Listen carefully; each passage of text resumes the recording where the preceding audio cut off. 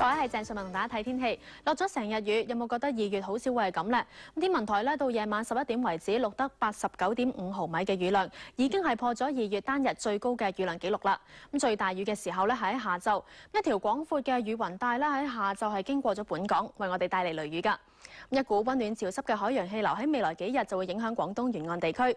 天文台錄得今日最高嘅氣溫咧係17.6度，而家見到都係差唔多啊。今日都好潮濕啊，相對濕度係99%。睇下天氣先生預測。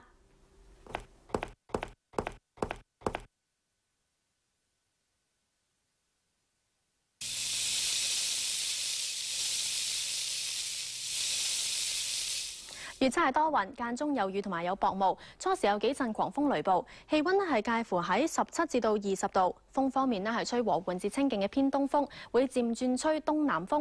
而今個星期中咧見到天氣溫暖㗎，嗱到咗星期5咧即係年29又會涼翻，到咗年30咧最低更加係跌到14度添。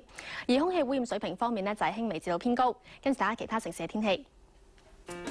華南繼續天陰有雨，廣州係有雨，廈門係密雲。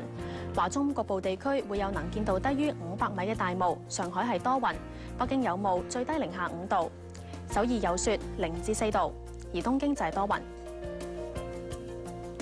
東南亞地區馬尼拉同曼谷係多雲，胡志明市明朗，新加坡有雷暴，吉隆坡有雨，雅加達係有驟雨。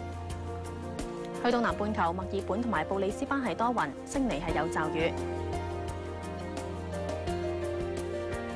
奧克蘭都會有驟雨。美洲方面，洛杉磯係天晴，三藩市同溫哥華係多雲。而東岸方面呢，繼續都係好凍㗎，氣溫維持喺零下。多倫多同紐約係天晴。最後係歐洲，倫敦同埋阿姆斯特丹係多雲，巴黎有驟雨。好啦，今晚講到呢度，晚安。